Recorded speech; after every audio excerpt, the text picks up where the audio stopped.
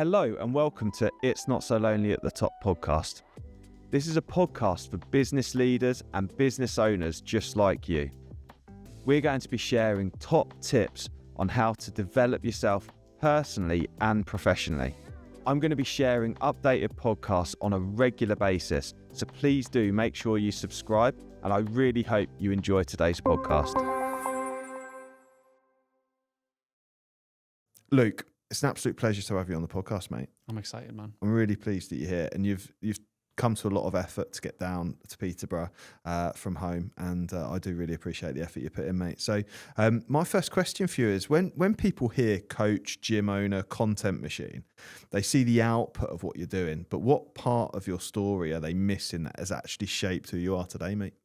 That's a very interesting question. I like that, Pete, because there's 20 odd years of backstory in terms of why I got into it, why I love helping people to this day, why it's important. I think people know about the struggle, because it's the same with everything online. You're just seeing the highlight reel. You're just seeing that, he looks like he's got it made. He's living the dream, all the rest. I hear this all the time. I'm like, they don't see the behind the scenes struggle. Sure. The early mornings, the late nights that I've went previously to put in the legwork to be able to build a reputation, a brand. But before that, the struggle of finding out a bit more about yourself as a man and growing up and understanding the world's not like it was as well. I think navigating that change is difficult. I feel a bit sorry for a lot of people growing up in this age. Sure. Because I do think it's harder. It was very simpler when we were young. How old are you? Yeah, 40. Yeah, same. So Okay. you know exactly. Right? 86? Were you born 86? 86 Yeah, born. nice, yeah, mate. 86 born. Have you turned 40? Yeah, Okay. January. Same. Oh, nice. Which? This is weird. Third. 8th. Yeah. Oh, okay, so you're 5 days younger than me. Yeah, there we go. You'd think he was 5 years younger than me, wouldn't you? Don't say anything, listeners. No comments on the YouTube, but he does look 5 years younger than me. Fuck, I had hard paper around. Anyway, yeah, but you get it, right? Like, yeah. Our generation, we used to grow up before the internet. So things like, for example, early days, the people that know me kind of might know the story, but I was bullied a lot in school, right? For how I look, the music I listen to, how I conduct myself. It affected me really bad. I actually developed, funny enough, I'd just seen the Netflix movie I Swear. Oh, wow, Tourette, yeah. right? What a Netflix movie. It's amazing. Brilliant. So it hit me quite hard because when I was in school in the 90s, I actually developed Tourette's mildly. Wow. Mild Tourette. So in the film, when he's in school, and I think he's like 14, 15, he does the little tick of the head. And That's exactly what I started to do in school. Wow. Brought about by stress from bullying. So I was bullied from about 10-year-old for probably about 5 years, I would say, throughout my teens. But the advantage, I'm going to say, of that when we were younger is that when we went home, we were safe. Hence this 100%, today, yeah, 100%. you're not, because you have the internet and you've got your social media and people can attack you at any time, which is terrifying. Sure. We grew up in a different time. So it was all right at home. I had a nice home life. I can't really complain about that. But at school, that's when my troubles started with anxiety, not understanding emotions, not understanding other people, why they'd be mean, why I would get angry at myself, at other people. I wasn't strong enough to stand up for myself either. I was the kid that was lanky, skinny, unconfident, never a hit with the ladies, terrible at sport, picked last on the team. Remember that? Like, really? Yeah. you know, I was either last or second last. It was either me or a guy called Daniel. You always knew, you know, when you're picking the cricket team or the football team. Yeah. So I couldn't catch a ball. Still can't catch a ball, to be fair. I'm not like a... But terrible at sport, terrible with women, terrible with confident things. I was into, at the time, you're talking, you know, late 90s, I was into heavy metal, rock music, grew me hair long, painted me nails black a little bit, be a little bit of a renegade. I mean, I liked geek stuff, you know, superhero stuff, fantasy stuff, horror films. That is cool now, I guess. It's in the mainstream, right? It's cool to be a geek now. Yeah. But then it wasn't. So you got bullied for your musical choice, for wearing a Guns N' Roses hoodie, for having longer hair. You were a puff, you were a goth, you were this, you were that. Yeah, sure. And obviously a few name calls, not that bad, but when you're getting spat on the bus, when you're getting tripped over in the corridor, things thrown at you, you're getting chased down the street by groups of lads and all the rest, like, it hit me. So I developed this little tick. I remember going around school, had to give a handwritten note to all the teachers to say, sit Luke at the back of the hall for exams, because I was worried that the ticks were going to cause an embarrassment or affect other people's concentration. So that was embarrassing. People started to notice it, you know. But from then, I started to realize once I left school and I got out the environment, the tics subsided. But not only that, when I started exercising and I found the gym, they started to get much better.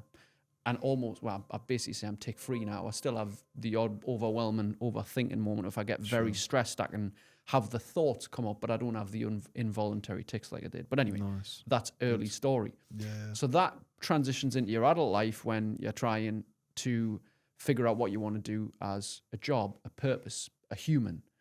And the anxiety and the mental health side of things came into me. I became a plumber after I was in school. So I got an apprenticeship as a plumber, did that for 8 years. First 5 years of which were great. Got an Audi car, got a new house, a mortgage, a new profession, sick pay, holiday pay, secure job, pension, all the rest. But I became miserable because it was day-to-day monotony. I felt like I lacked purpose. I was also hanging around with people at the time that were sniffing cocaine, going out on a weekend, getting lashed up, involved in all the negative arguments, the wrong things. And I was gravitated towards that. So I became a weekend warrior. But then my mental health was suffering from cocaine use on a weekend, alcohol, 12, 13, 14 double vodkas, to get to sleep on a night after vodka Red Bulls, and cocaine was smoking weed. And then that would be the next day. And then obviously a concoction of weekend drug use and, not great choices. Mental health was suffering for a long time. And then I started to realize I wasn't happy in my job. I wasn't present. I just wanted to escape. I went to the doctors for the sweaty hands, the palpitations in the heart, the wantingness to escape. And at the time, this is 2009, maybe 2010. Okay. I didn't know what it was, and they said, "You've got anxiety." I was like, "What's that?" Man, with anxiety, what's that? What's that mean? I don't have anything like that. I'm just a bit nervous. That's all. What are you on about? Here's some pills, straight away. That's one quick thing, pills. I was like, I don't want to go down that route. I've already done the ecstasy and the cocaine and all that. I'm like, I don't want to now start getting hooked on medication pills. Now it's great. Medicine's got its place. It's vital.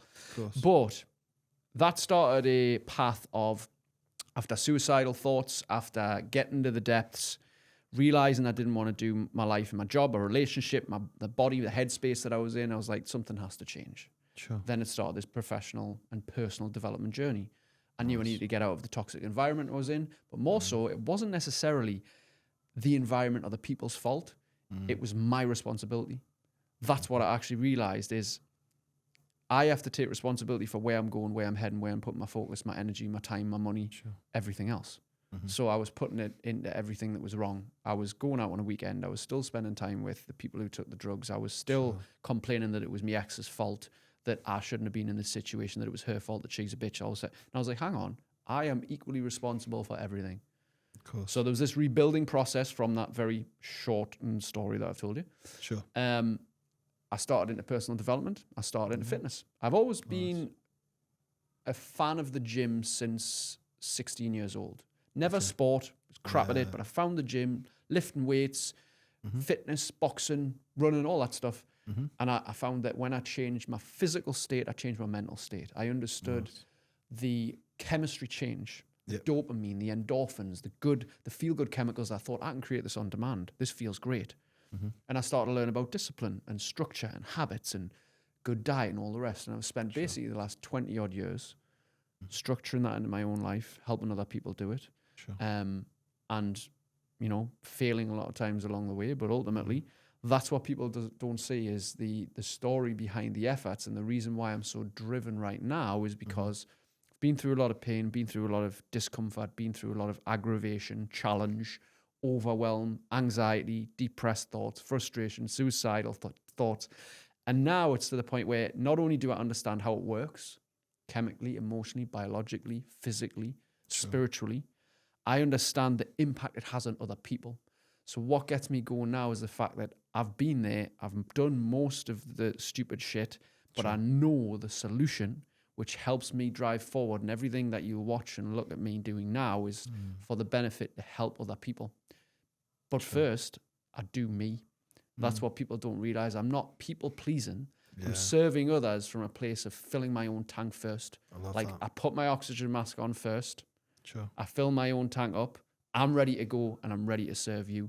And that's I feel like that's inspiring from all characters who don't just give to others at the expense of themselves. Because if you're pouring from an empty cup, you can't give a full expression of who you are. So I hope that kind of answers that question really good with a bit elaboration answer. there. No, really good answer. I'm just out of interest, and I will go off script occasionally. Yeah, man. Personal development wise, have you been on what courses have you been on? What sort of stuff have you done? Loads. So just to list a few, I went to Tony. The first one that really lit me up was Tony Robbins. Nice. UPW, the XL in London, 3 days, 10,000 people, went on my own, blew me mind. Sure. What that taught me about actually, and Tony gets a lot of stick because it's great when you're there and the energy's amazing, but when you leave, you're left to your own devices to, top up and figure it out yourself, which is fine. But I learned the power in state and I learned the power in environment there. Okay. So that learned me about what you do with your body and how it can affect you mentally. That further accentuated that I'm doing a good job in helping people physically to help them mentally and emotionally. Sure. I've trained with Wim Hof on the breathing side of things, the cold therapy side of things, the mental aspect of that. I've done Joe Dispenza's course on the brain chemistry. Nice, okay. Several other people in the industry in terms of nutrition, finance, fitness, focus, mindset, organization. Too many to list, but from probably 2013 is when I started reading books. Before that, I barely read a book. I barely did any courses. It was all just entertainment. But what actually changed, Pete, was the advice I heard many years ago. I think it was over a decade ago. I heard, don't let your education budget be less. Sorry, I've butchered the quote already. That's okay. Don't let your entertainment budget exceed your education budget. Nice. That changed everything for me. I was like, wow, because I knew how much I'd spent on cocaine, drinking, alcohol, clothes, games, all that stuff, right? And I was like, wow, I'm spending nothing on education. So I learned the power in investing in myself, in energy, in time, and ultimately in money. Because that's you pay attention. I noticed that. So if I'm putting some finance in the game, I'm going to pay attention to whatever that person, as long as I trust them, they're reliable, I'm going to take on the information, I'm going to act on it. So I noticed that very quickly was that change was definitely putting a bit more money down. So I'm pay attention to what I want. Sure. And that in turn helps me give more energy to the situation as well. Love that. I'm a big advocate for reading as well. I try and read about a book a week, something like that. So go on, give me what's one of your faves? Shout out for one of your fave books. Oh, there's a lot, to be honest. And actually, recently, I'd say over the past year or two, I haven't been reading too much. I've been more so studying podcasts and more audio than reading as such.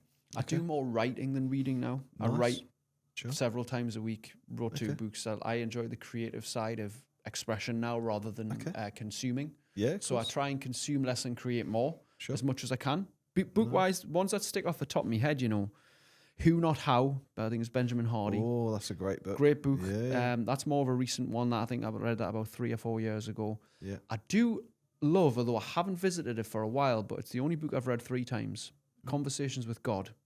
Nice. Neil Donald Walsh. Now, it's not a religious book. It's a spiritual book. Yeah. God, for me, is a good orderly direction. Yeah. I'm not religious. Sure. I get religion and I understand the power in a purpose and a shared community and a higher power. I totally get that. But for me, it was good orderly direction. So the book's just about him having a conversation with his higher self. Sure. And it's spiritually, it's very enlightening for me. And then I think they made 4 or 5 in the series as well. Yeah, nice. That stands off the top of my head. Loving What Is by Byron Katie's a great development book as well. Tony Robbins has got a good few ones out as well. Nice.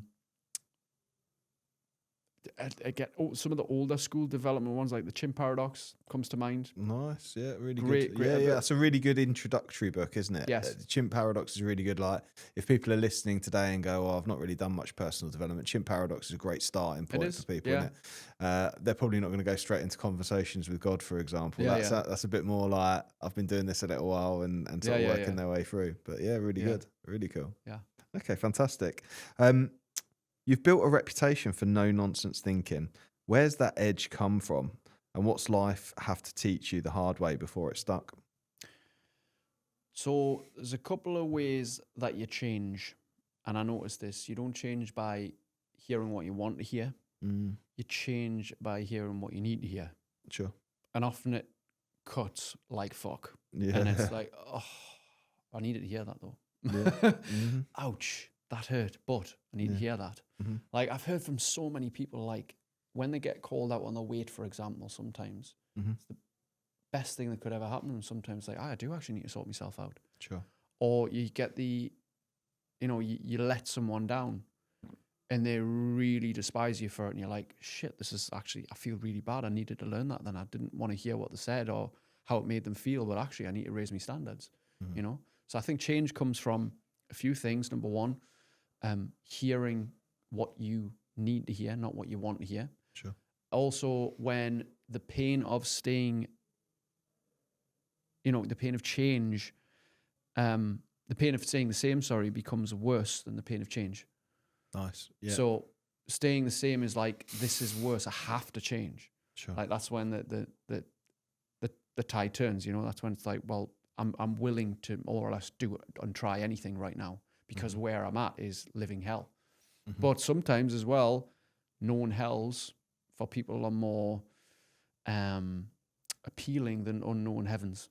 So people will live in suffering, will live in consistent monotony, even though it's hard, even though it's difficult, but I don't think they've quite tipped over that pain barrier of, it's far more painful to stay where you are than change. Sometimes pain is comfortable, which is unfortunate for people, of course.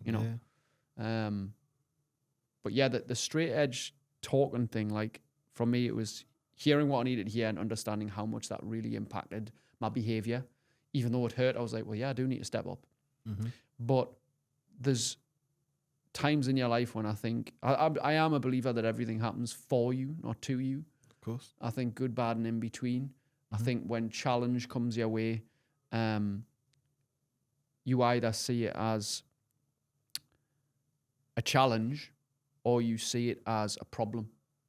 I prefer to see things as a challenge now. Challenge is something that you want to get through, get over, go past, overcome. I find when people say, I've got this real problem or battle, talk about a battle in the head, I've got this battle with me eating, I've got this battle with me mental health, or battle. A battle is something that's ultimately wants to be won, but it's exhausting. And it's like, you just keep repeating it. A battle is like, it's unappealing to me. I feel challenge is a better way to look at it. And I think sometimes you need to hear that before you think, actually, that kind of makes more sense. Yeah, that makes total sense. Oh, really interesting, that. Really, really interesting. Really resonates with me because I've spent a lot of time on my personal development, but have still not changed certain behaviour patterns that I've wanted to change. So, yeah. Hi, my name's Pete, and I want to thank you for tuning into today's podcast. I'm a coach, speaker, and author. And if you want to take your personal development that bit further, did you know that I offer a mastermind program as well as one-to-one coaching? If you're interested, please do reach out on peterushmer.com. Running a successful gym for over a decade must have been a grind. Was there a moment you realised this is working, or did success sneak up on you quietly? When did I know it was working? Well, I'm pretty sure the stat is over 80% of self-employed businesses fail in the first 5 years, if I'm not mistaken. That is a really strong stat as well, isn't it? It's frightening. So 14 years in now, doing pretty well, It was definitely a slow grind, without a doubt. I started on boot camps on the beach.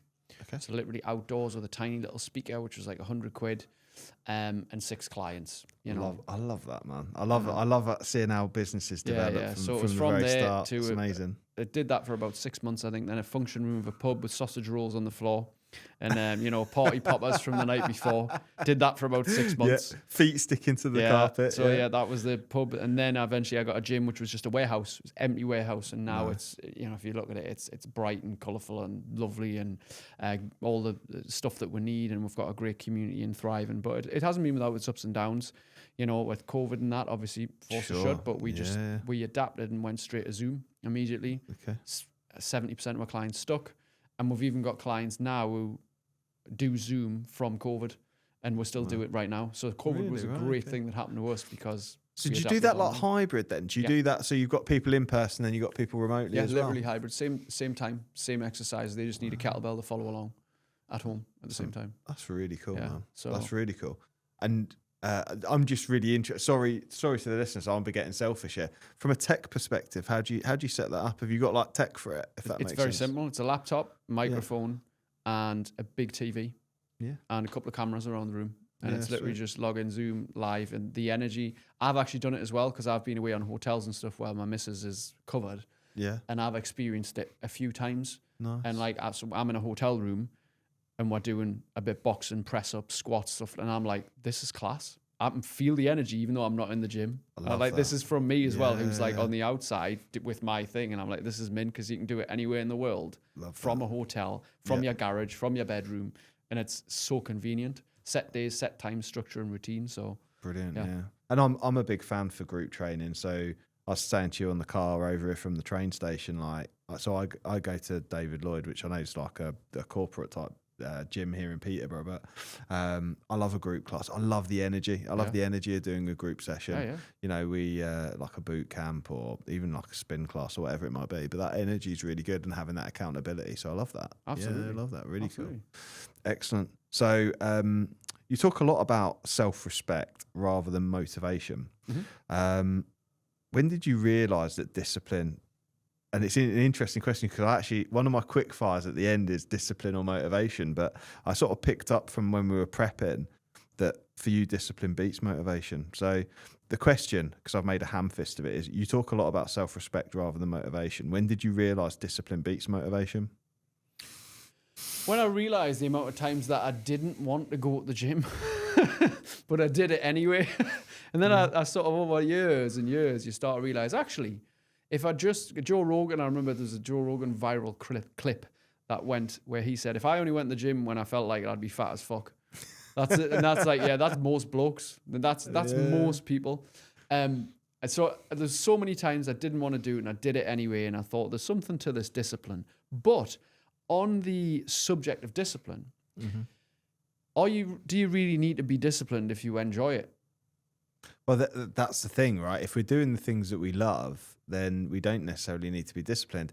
As an example, so I love the gym. I really enjoy going. And in fact, I feel shit when I've not been. So for me, it's not really a discipline. There are days when I think, I could give it a miss today. And that's normally my body telling me I'm fatigued. You know, like I did High Rocks last week and I was back running on Monday doing a run. You know, I was still fatigued, but I wanted to shake it out, if that makes sense. So for me, that's not, I don't need that to be disciplined. But on the other hand, my issue is I really enjoy food and therefore I eat some shit. And therefore, and as you can see from my physique, my discipline's not good enough with food to ensure that I'm eating the right things that I need to eat. So my issue is around having discipline there because I'm not, my motivation isn't aligned to the want that I have or the desire I have to actually eat more healthily. So with your food, it's always going to require discipline at the start, like anything new, because it's hard, it's different, it's unfamiliar. Sure. Like 90% of your thoughts and your actions today are the same as what they were yesterday. So you're always going to adhere to who you are, your identity, your character, you know, what you do. You're going to do the same things over and over and over again. But the discipline comes at the start, like, you know, it's about the push force energy at the start. Like often when you start the gym, you have to force yourself to go. To think I've got to get more reps in because otherwise I'm not going to get the goal. I'm not going to feel the weight loss. I'm not going to achieve the success of it. But after time, you push yourself so much or you get pushed from someone else. It needs to develop into this pull. So it's like, actually, I want to do this. I get to do this. Sure. I don't like have to do this or I should do this. Like bring it on. I want some more. Like for my diet now, I love what I eat. I don't require discipline to be eating well because I actually enjoy eating well. Sure. Most people don't enjoy eating well because they either A, haven't done enough of it, that they haven't developed into a habit, if you say, or that trying to eat things that they dislike, and long term that ain't going to work. So like if someone hates broccoli and hates cabbage and hates apples and bananas, and they continuously put them in the mouth, and every time they do, they hate it. Their days are numbered. They're going to go back to just eating shite and what's comfortable. But let's say if they'd never tried passion fruit or, you know, oranges on the regular, but they actually really enjoyed them. The more that they did what they enjoyed and built that into a habit, the easier it would become. So at the start, it's always about discipline, but also disciplining yourself to constantly do things you hate is stupid. It's a dumb strategy. It'll work for, obviously there's certain things in life that you kind of have to do. Like it's certain things in business, certain things when you're looking after your family, for example, that you might dislike, but you know you have to do. But ultimately, when it comes to self-respect, and self-discipline, at the start, it's going to be hard. But if it's still hard after 5, 6, 8, 10 years of trying, the strategy's not right for you. Sure. You just need to find a different strategy, one that works, that you can also enjoy, because motivation is not the issue. I feel energy and enjoyment is the issue. Yeah. So people think they need to be more disciplined. Yes, they do in so many different areas. Or they falsely believe they need motivation to start. You need discipline to start, I think. But in order to continue, you need enjoyment, and you need to understand energy goes hand in hand with that enjoyment. Sure. So if you're working, for example, towards losing weight, that's a great little starting point. Right, I'm going to lose weight in January, for example. I'm going to get the Christmas weight off. Class. Yeah. But when January 31st comes in February and everyone's going back on the piss, and then you've lost the weight, you're just going to go back to what's comfortable. Yeah, of course. But if you are training for higher energy, for business, for family, for health, for confidence, then you are far more likely to continue. Sure. Whereas if you just hit the goal, then what's next? Yeah, See, sure. if you train for high energy, you can measure that in ways, but it's like never ending, is it? But if you just train to lose weight, you'll lose it eventually. You'll get there and you'll probably quit. Yes. Your goal has to shift. It has to be malleable, but it has to be strong enough to understand the longevity side of it, where I think motivation comes in. People ask me, why am I so motivated? I'm like, I'm not really motivated. I'm driven because I enjoy most of what I do, probably 70, 80% of what I do. And I'm doing it for more than just being liked or accolades or just for the thrill of it. I'm more people are relying on us. I have a goal that's outside of myself. That's not just about me. Yeah, it's about many people in one. Does that kind of make sense? Yeah, absolutely. Yeah, it's about the impact that you're going to create. Yeah.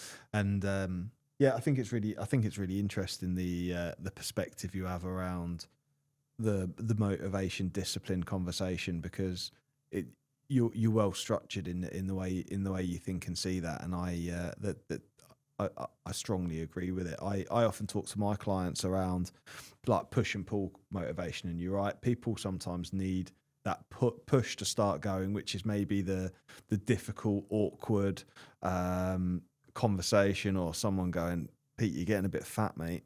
Like, you need to do something about it. And then that delivers enough motivation to go, do you know what? I'm going to do this now. My missus says I look fat.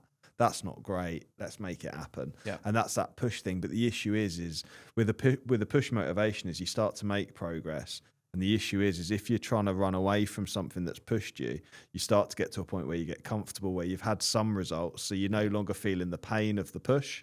Yep. And that's when people quit, innit? That's when they need to turn around and look at it towards this pull motivation, which is something a higher energy. Yeah, absolutely. Yeah, you're just running away from something. Yeah, you get that, and then it's away, and then it's gone, and then the pain's gone. We forget. That's the thing. The pain goes of what it was like to be overweight and feeling like shit and terrible, and we feel great for a bit and say, oh, it's gone, I can stop now. It's fine. They don't realize the habits they're building along the way, the disciplines that they're applying, the strategies that's working. You keep doing that. It's not like you can just lose the weight and stop. You have to keep going. It's about keeping up, not catching up. No, I love that. So you've coached hundreds of men. What pattern do you spot within 5 minutes that most men don't see in themselves for years? What's the patterns? Probably start, stop. I think that's a big one. There's many. There's many. I think a lot of men don't give themselves enough credit for what they have done, what they have achieved, what they have overcame. They're very much good at talking shit about themselves. Well, I'm shit at this and I'm shit at that, and I've always been shit at that, and I've crap at this and crap at that. Like, many men are very good at talking down to themselves. Never give themselves enough credit for, the amount of time. Even if you have restarted 30 times, you still haven't quit. So that's still, you can give yourself credit. I think success is always built from strong foundations, not weak ones. Not shitting all over yourself, but actually giving yourself credit. But the start-stop thing is a big thing that needs to stop and end. Like, the transition needs to be from, I need to get on a diet to, I need to live a healthy lifestyle. You know, because you get on a diet, you're off a diet, you're on a diet, you're off a diet, you're up and down. Your weight's up, your weight's down. Like, you start in January, you stop in February, March, you start again in April, May, you stop in June.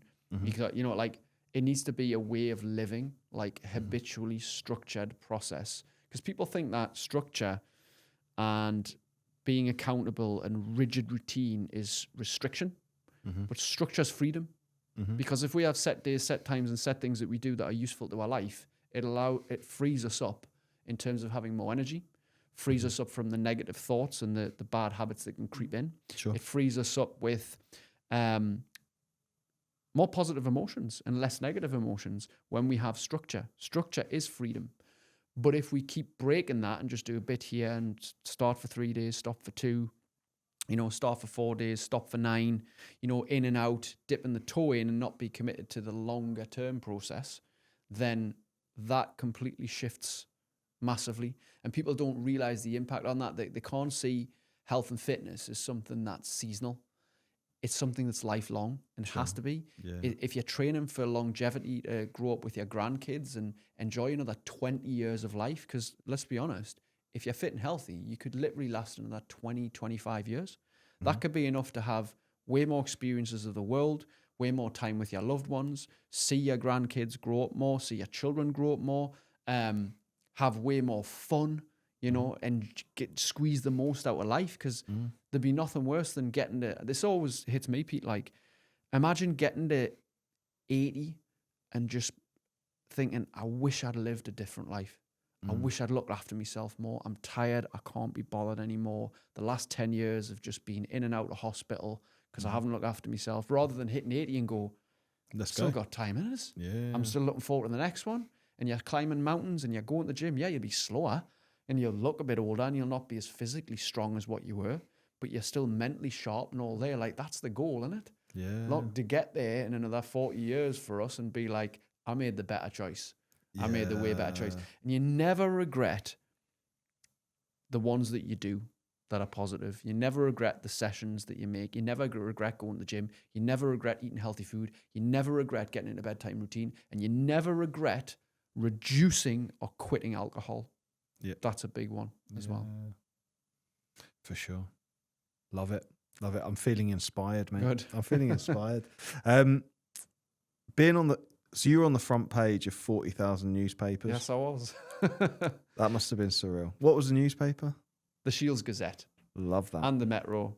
And the Daily Mirror. And several online ones as well. So, tell us a story. And what did the moment teach you about pressure, responsibility, and judgment of the public? Cool. So this is a story I tell. This was 11 years ago now, mate. So 2015. I was about two years into my training. I think I just got into the gym I was in. I don't even think we had a floor down yet in the gym. And I used to make daily videos on Facebook. And it was about, it might have been a week after, maybe less. And I made a video just saying there's been a terrible tragedy in Tunisia with the shootings that have went on.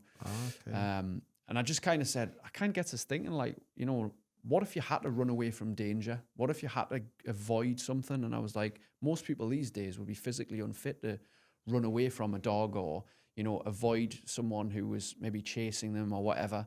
And I think physical fitness needs to be taken care of in your life to potentially save your life at some point. So you're fitter, healthier, more equipped, maybe to defend yourself or avoid a knife attack or whatever. Then the media took it and said, they twisted it as they always do and said that I was telling people to get fit so they could run away from terrorists and avoid bullets. You know, they used the term, so they put me on the Daily Mirror online was like, they put the video on and then they obviously put the snazzy headline, personal trainer tells people to run away, get fit to run away from terrorists. I didn't use that line. I just referenced the attacks and then said, it kind of gets us thinking about physicality and, you know, running, because I understand a lot of people are out of shape and that stuff. And anyway, so it blew up. And I was like, fuck, this was 2015 as well, when things went viral on social media, there wasn't much else. So I was big news for a few days. Couple of clients left. I got abusive emails. I also got much hate in the comment section. I walked into Sainsbury's and my face was on the front page of the newspaper locally, which was the Shields Gazette, which was, I think at the time, not now, but at the time, 40,000 was local papers. So it was my face on the front for, and I bear in mind, I'm early business. I thought, shit, this is it. I'm over with. Horrible comments in the sections of like the YouTube, the paper thing, the Shields Gazette online, Facebook, all that stuff. And anyway, I was anxious about it. I stayed at home. I thought, this is it. My business is done. My reputation's in the tank. I'm going to get so much backlash for this. I've said the wrong thing. So the next day I issued an apology video with a copy of the paper. But I was like, look, I still stand by the message. I apologize for the ill-timed. It's still a bit raw. I should have probably waited a bit longer. I do admit I should have waited probably a few months before I just said that. Yeah. But I said, the message is you need to be physically well to avoid danger, to live longer. Yeah. There is no excuse for being out of shape, and I always stand by that. And anyway, there was so many hate comments, and my mates were sending us them, and I was like, oh my God, what do I do with this? How do I get past this? So anyway, I kept making the daily videos, and I noticed actually that for every like horrible comment, there was also somebody else who was in the comment section. One that stands out is like, I'm a former military person, and this guy has an enormous point. I would have died in the situations I was in if I wasn't physically fit. Even though you can't outrun a bullet or any of that nonsense, to be physically fit, to be able to run, jump, pull yourself up is vital for your survival. And then there was other people saying, yeah, but he's talking about getting healthy and fit. That makes sense. So there was all this challenge and discomfort and against, but there was the support on the other side of it as well. And for every obstacle that we go through, it's easy for me to go, oh my God, everyone's talking shit about us. The newspapers ringing us up, online radio shows are, saying shit about us. They're twisting it, this is going wrong. Everyone's saying this, and avoid all the people who are actually in support of it. True. So there's always for and against on everything. There's equal challenge and equal support with every opportunity like that. But what it taught us is that, number one, possibly timing matters. Yeah. So if I made that video now, it wouldn't make any difference. It was because it was so close to the event. Yeah. But also about that, there's always equal challenge, equal support and challenge with everything. And the next day, I just continued working videos because I thought, if I quit now, then I'm done. Yeah. You have to keep persevering, even when it feels like your back's against the wall and everybody's, against you. You have to be pro you as much as possible, and you're gonna have opinions. And you're going to have beliefs and perspectives that don't sit well with some people. And some people are easily offended. Some people are sensitive. That's okay. But at the same time, if you stand for something, if you don't stand for something, you'll fall for anything, as they say, So if you stand for something, you believe in it, like go in with it with your heart, go in with it with your soul, go in with it even when people talk shit about you. I believe that it is the most important thing that your physical and mental health are looked after, regardless of anybody's fucking opinion and levels of offensiveness. If you're not physically and mentally well, you're fucking useless. You're useless to the world. You're useless to your loved ones. So it's again, some people have it way more difficult. I'm very conscious of that. But I think some people need to take more responsibility. And rather than pointing the finger at the government and the media and this person and that polarizing figure and what they said online and how offensive they were in their comments. See the three pointing back at you and think stop just blaming other people. Take some responsibility. If you don't agree with something, fair enough. You might want to disagree in the comment section. You might want to debate on a show or debate in a political manner or whatever it is. But take some responsibility for where you're going in your life, rather than just say it's their fault, they shouldn't do this. What are you doing to better your life and the lives of others around you? I find it really interesting. I was actually listening this morning to a previous episode of this podcast. I was chatting to a guest about Jordan Peterson. I don't know what your thoughts are on Jordan Peterson, but there is an element of this resonance around the point he makes around it's our personal responsibility to take responsibility for ourselves. And then once we've taken responsibility for ourselves and our own, our own thing and our own well-being, our own health and mindset, then we're then competent to then be able to look after other people ultimately. Absolutely. So I don't know whether you're a fan. Checking in, Jordan Peterson. I absolutely respect that guy massively. Yeah. I think he's got so many amazing ideas on. Well, he's one of the smartest minds on the planet. I feel like intellectually on another level. Sometimes I'm like, I can't even comprehend what you're saying. It's like another level intelligence, you know. Like, so I'm pretty articulate, and I'd say I'm quite intelligent. Yeah. But some of his speeches are on another level. I'm like, I can't even take this in. It's so high level. But I have mad respect for the guy, because you can just tell he's trying to make a difference. But again, polarizing character, not always the most agreeable. But I respect anyone, even if you don't agree with their opinion. I expect someone who stands up for a belief that is useful to humanity. Put it that way. Yeah, no, that makes total sense. You've literally broken bones and still shown up. How do you personally define the line between resilience and stupidity? My clients are going to love this part of the interview, because I went on about that for ages. So I broke my ankle, in 2023. And I say, and my clients always go, "Did you break your ankle? Did you? You never said." Because believe it or not, it took me 37 years to break a bone in my body, right? Okay. Never great at sport in school, but ever since I started professional wrestling, then things changed. So I came off the top rope in training one time, and I landed awkwardly on a guy, and I had an avulsion fracture in my ankle. Yeah. First time I'd ever broke a bone, and it was quite frightening at the time. My ankle basically like snapped at the side. It swelled up like a pudding. I was like, oh no. Obviously I do a physical job. I'm very physically active. So I had to get an x-ray, and anyway, avulsion fracture, all the rest. Put the moon boot on. But 2 days later, I was back in the gym, writing out my plan. I thought, right, I can't use my right leg, but I've got one good leg and I've got two good arms, and I've still got the rest of my body. I just can't use this part of my leg. I can't put any weight on it. Right, what can I do? Right, I sit and curl some dumbbells. I can do one leg press up. I can do sit-ups. Can't do any squats. Can't do any lunges. Can't put any weight on it. I can do some pull-ups. I can do some flies. I can do a plank. Like, why can't I do them things? Straight away. Like, resilience is like the ability to just keep going throughout adversity, throughout challenge and setback, right? Sure. Stupidity would be to go back wrestling immediately. Yeah. Okay. Stupidity would be to try and squat, to do things that I can't physically do. Do what you can with where you are, with what you've got. Sure. That's always a thing for me. Unless you're injured or ill. If you're ill, rest, right? Mm-hmm. Rest until you're better, until you're 80% better. Fair enough. Sometimes you do need 3 to 5 days, maybe a week for flu, or 2 weeks for a serious bad virus. Majority of cases anyway. Yep. Injury depends on the severity. If you've pulled your lower back really bad, you've just got to rest. Like your lower back, that's it. We all know what it's like to pull your back. It fucks everything. I've done it myself several times, from lifting weights and all that stuff. But I had a broken ankle. I didn't have a broken soul. Like, that's the truth. I had a broken ankle. I didn't have a broken jaw. Mm-hmm. I literally had an ankle which was very sore. I couldn't put any weight. I was on crutches, but 2 days later I was back in the gym.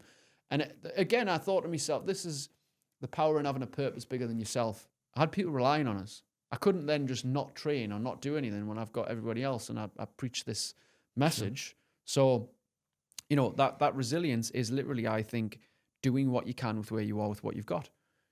Moderating the situation, finding a strategy that works, not just saying, I can't. Like, find a way. Mm-hmm. Find a way, persevere. Like, persistence is a dying trait for many people, because we're so fucking entitled these days, Pete.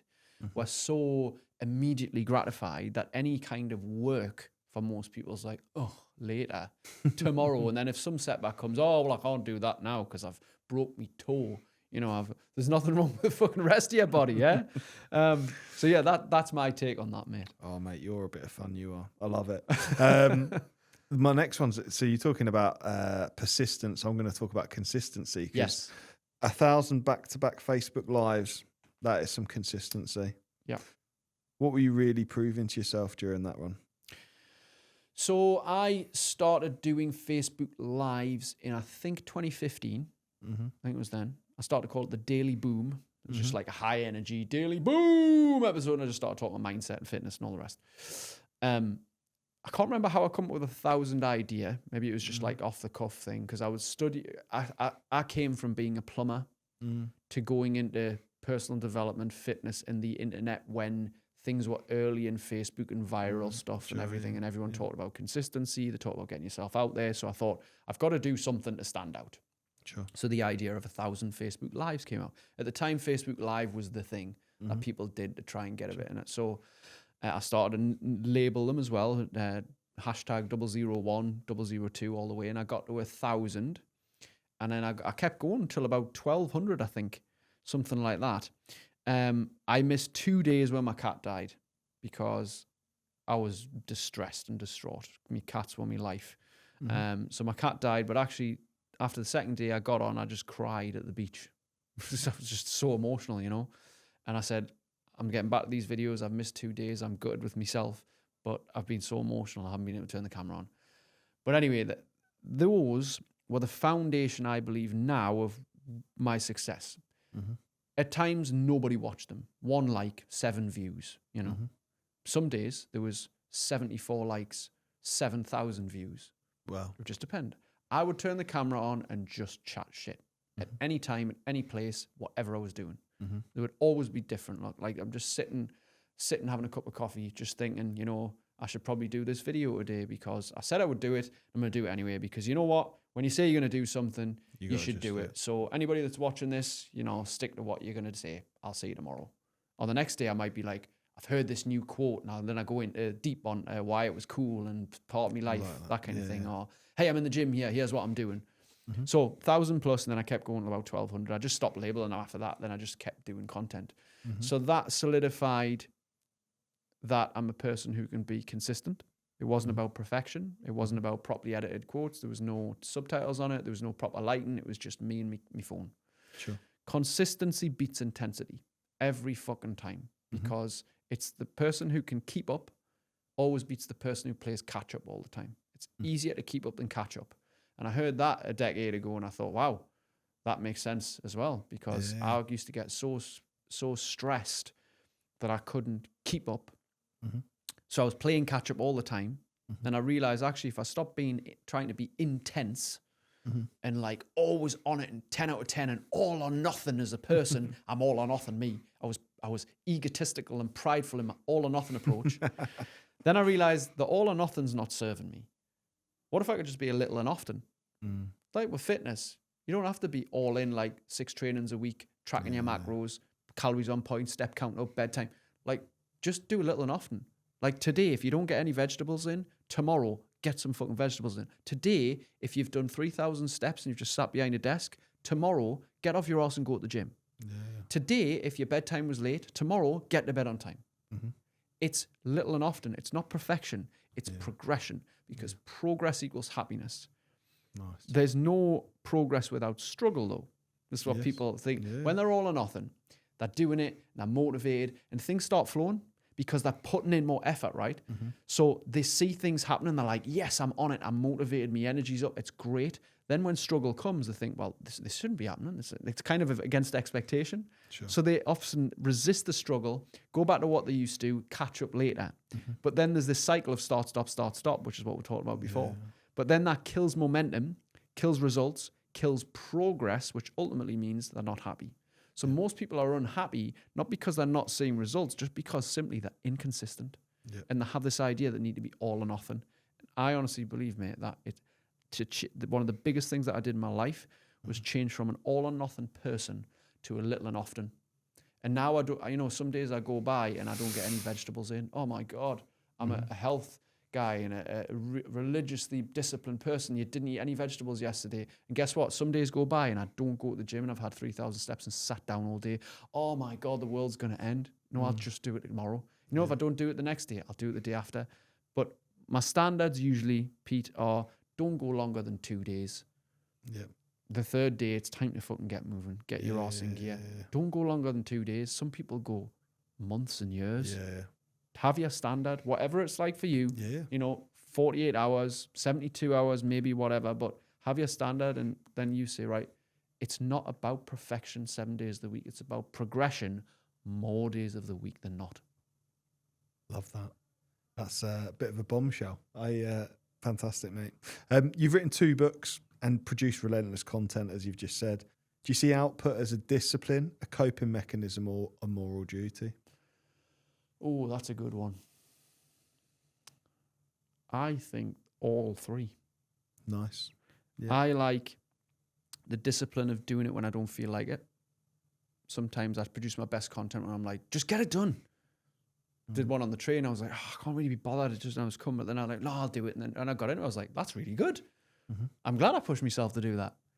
Then there's the moral duty of people are relying on me. I don't always hear from these people. Not much of my content goes viral, if semi-viral. Have the odd post here and there that 500,000 people might see once a year, something like that. But I do have a duty, I feel, to give because I feel that's my character. If I give, then I get. And I want to get because ultimately I like receiving. I like giving. That's part of what I do.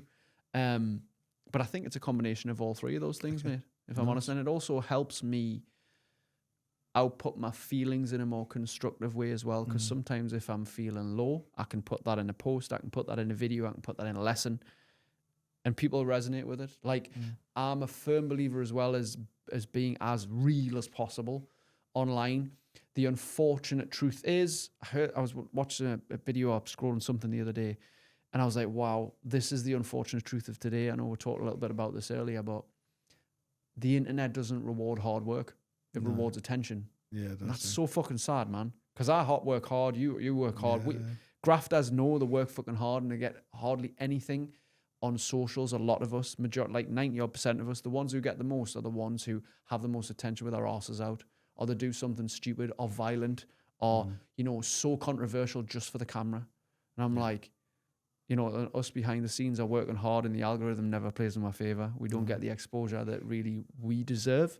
But it's not doing it for the deserving of it. It's doing it for the want of providing value. Again, some overused term a lot, especially in business world. But it's true. If you can provide value, you will receive based upon the perceived value that somebody agrees with what you do and what you give. But not just value, but I feel impact is a massive thing for me. I feel if I'm being authentic, if I'm doing things regularly, consistently, as real as possible, as non-filtered as possible, as authentic as possible, then I'm going to create more impact.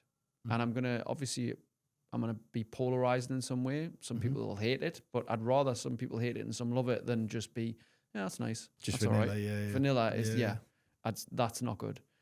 But ultimately, the saddest point of this whole thing is that the internet does not reward hard work. No. It rewards attention, which is sad, but it's true, mate. And that's just the world we live in now. We've got to accept that. I hear that. Final question for you. If you strip away the gym, content, social media platforms, who is Luke Harrison at his core? And how long did it take you to earn the respect of that geezer? Fun. I would say fun.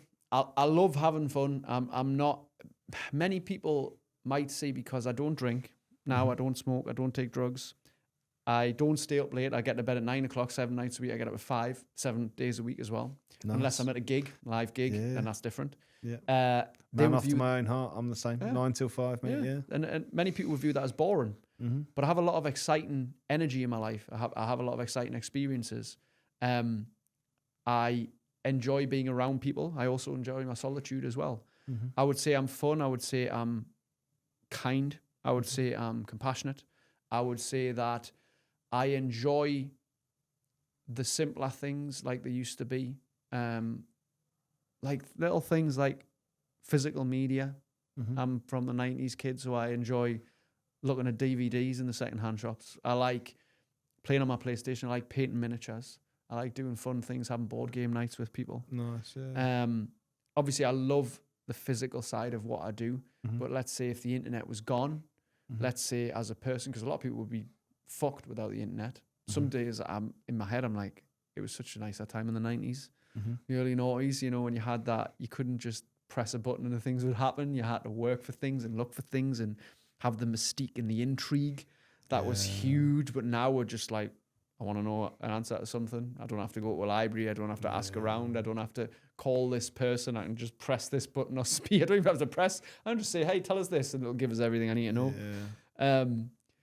I have a yearning. I'm very nostalgic for my earlier years. But ultimately, I would say fun. I would say kind, animal lover to the depths of everything. You know, I actually care a lot more for the environment than I thought as well. Okay. I get really triggered when people litter, like, because I live next to the sea and I notice how much things go in the ocean, the trash, and it gets blown in. Yeah.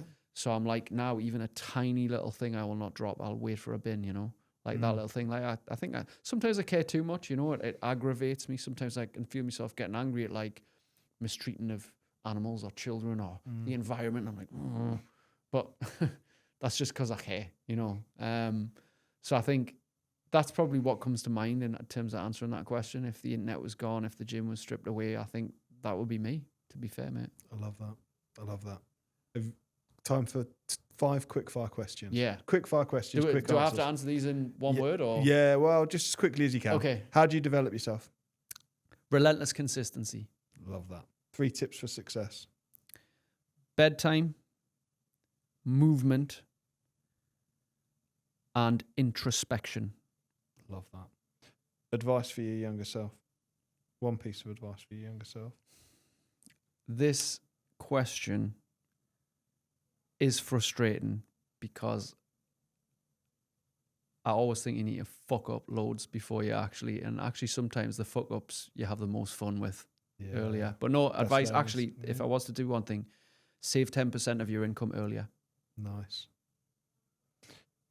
What sacrifices have you made? In what way? In life? Parties, alcohol, drugs,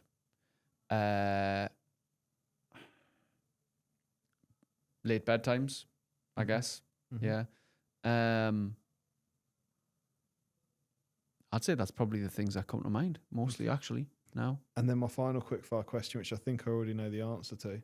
Discipline or motivation, which is more important to you, and why? Discipline. Because it can be chosen at any time. Motivation can't. You can't choose it. You only feel it. Love that. I love that. And on that bombshell, Luke, it's been an absolute pleasure having you on the podcast. Amazing. Thanks, Pete. Thank you very much. Thank you very much for listening. I hope you've enjoyed it. Please do leave the podcast a 5-star review.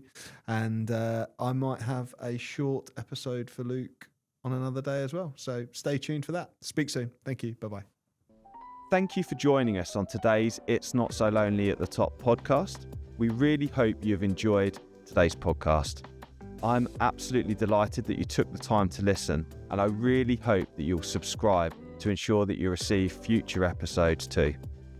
If you want to find out any more, please do search It's Not So Lonely at the Top podcast, and you'll find it on your favourite podcast app. Thank you.